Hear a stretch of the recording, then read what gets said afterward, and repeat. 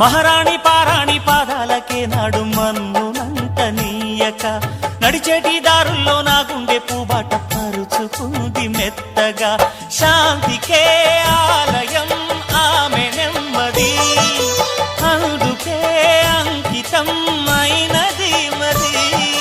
సుకుమారమే ఆమె చెలికత్తె కాబోలు, సుగుణాలకే ఆమె తలకట్టు కాబోలు. చెలియ చలువ చెలిమి కొరకు ఆయువే ఆశగా తపమును చేయగా ఏ స్వప్నలోకాల సౌందర్య రాశి నా ముందుకొచ్చింది కనువిందు చేసి.